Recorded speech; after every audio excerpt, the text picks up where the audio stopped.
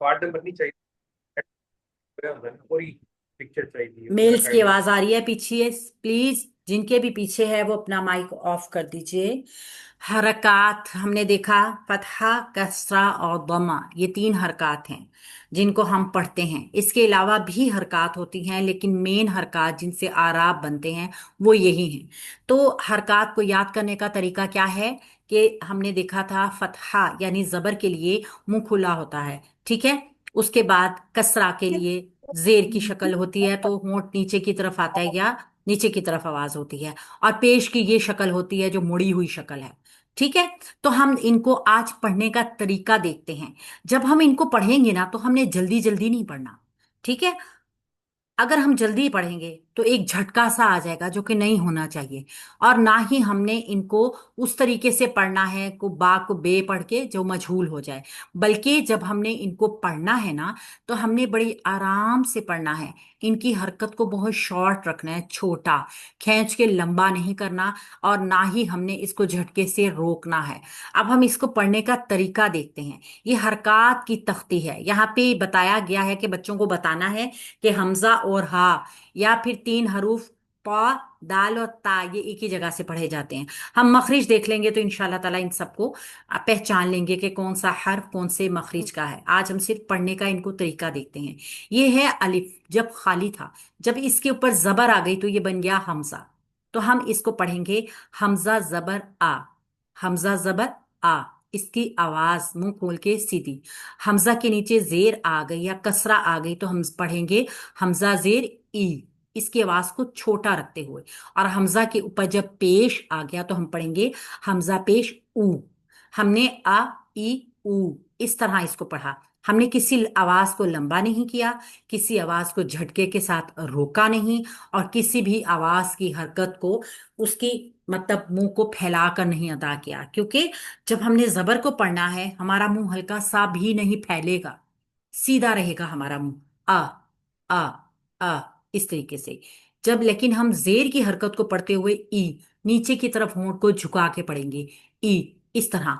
और पेश को जब हम पढ़ेंगे तो हमारे होंठ गोल होंगे ऊ ऊ ऊ, इस तरीके से। ये आपकी प्रैक्टिस है।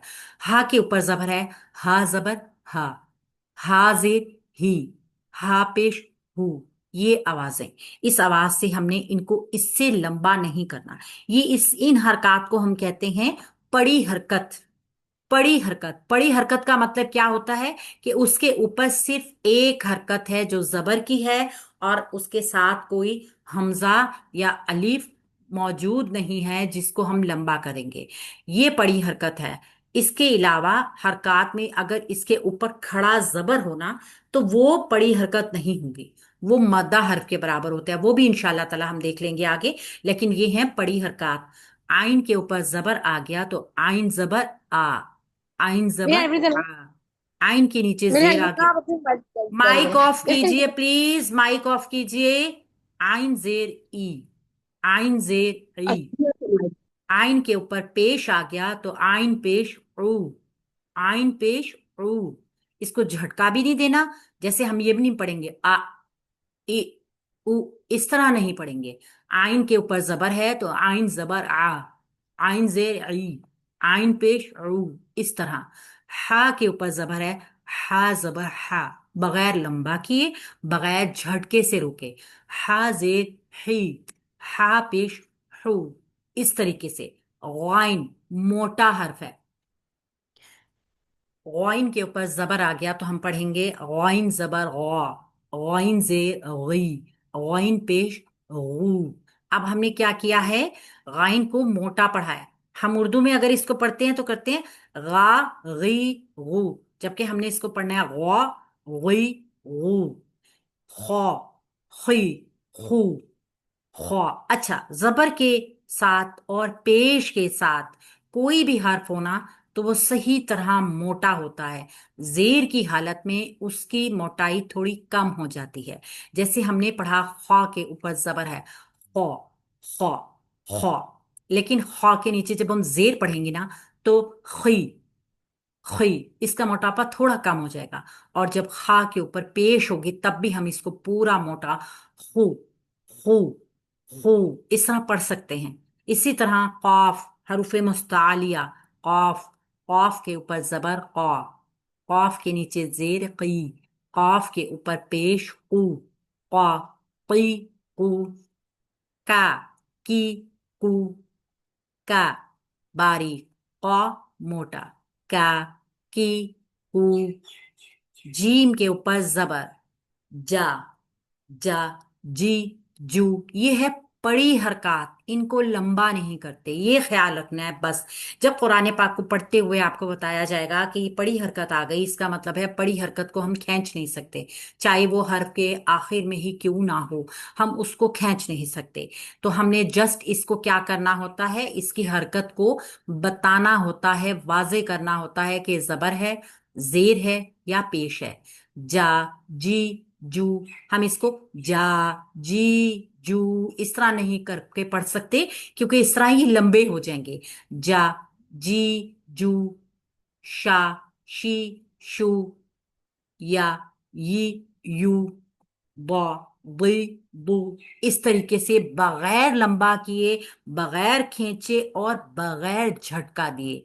لا، لی، لو، نا، نی، نو، را، ری، رو، پا، پی، پو، یہ طا موٹا ہے، را موٹا میں نے کیوں پڑھا ہے، را، ری، رو، را کا رول ہے، را وہ حرف ہے کبھی موٹا ہو جاتا ہے کبھی باریک ہو جاتا ہے، یہ سچویشن کے اعتبار سے اپنی حرکت کو چینج کر لیتا ہے۔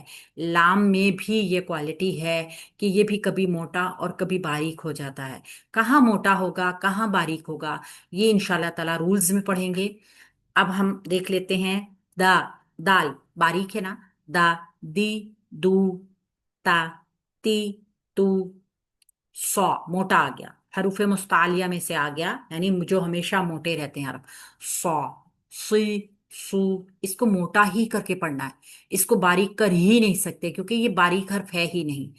سا، سی، سو، اب دیکھیں یہ فرق آ گیا، سو، سا، سو، سا، سو، سا، آپ کو خود پتہ چل جائے گا کہ کون سا موٹا ہے کون سا باریک ہے۔ زا، زی، زو، زا سیٹی والی آواز والا، زی، زو۔ اب ہم نے اس کو اگر وا کو ایسے پڑھیں گے تو اس میں بھی سیٹی آ جائے گی، ہم نے تو پڑھا تھا یہ نرم ہے، تو نرم کرنے کے لیے ہم کیا کریں گے، جو ہم پریس کرتے ہیں نا از، از یہ نہیں کریں گے، بالکل نرم اپنی آواز کو کر لیں گے، وا، وا، وا، وا، وی، وو، یہ موٹا ہے اور نرم ہے، موٹا ضرور ہے، واہ اس کی آواز آپ کو پتہ چل رہی ہوگی موٹی آ رہی ہے، کیونکہ اس کی کوالٹی ہے کہ حرف موٹا ہے لیکن یہ ساتھ ہی نرم بھی ہے، ہم نے اس کی دونوں صفت برقرار رکھنی ہے، واہ، وی، وو۔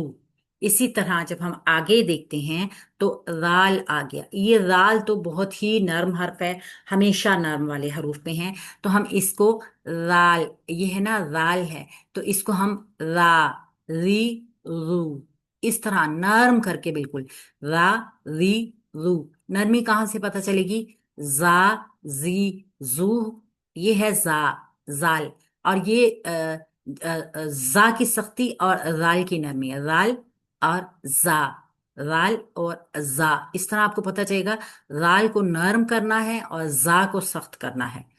سا، سی، سو، یہ بہت نرم ہے، سا، سی، سو، بہت ہلکا سا، بہت نرم سا۔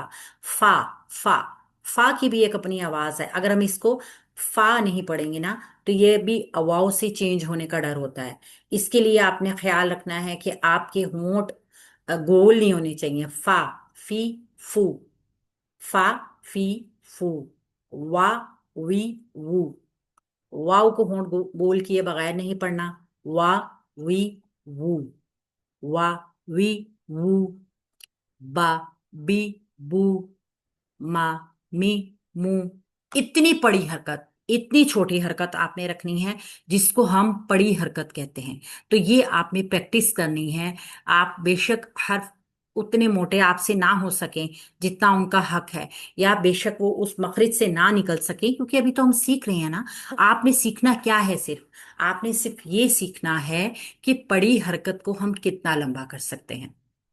क्या पड़ी حرکت کو ہم لمبا کر سکتے ہیں؟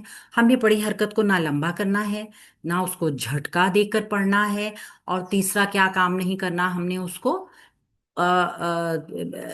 نرم والے نرم کریں اور سخت والے کو سخت کریں، جو کوشش کر سکتے ہیں۔ آپ نے پریکٹس کرنی ہے اس چیز کی کہ ہم نے پڑھتے ہوئے ایک دم جھٹکے سے روکنا نہیں ہے اور لمبا نہیں کرنا ہے۔ بس یہ آج کا لیسن ہے ہمارا، جو کہ بہت ایزی اور بہت آسان ہے، اور اس کی آپ نے پریکٹس کرنی ہے تاکہ جب ہم قرآن پاک کو پڑھنا شروع کریں تو سب سے پہلے جو ہم بیسک لہنے جلی ہے نا، جو سب سے بڑی غلطی کرتے ہیں ہم قرآن کو پڑھنے میں، الفاظ کو وہ لمبا کر دینا، یا جو لمبا حرف ہے اس کی حرکت پوری ادا نہ کرنا، اس کو چھوٹا کر دینا، یہ سب سے بڑی غلطی ہوتی ہے۔ اس کے بعد باقی ساری غلطیاں ٹھیک ہوتی ہیں۔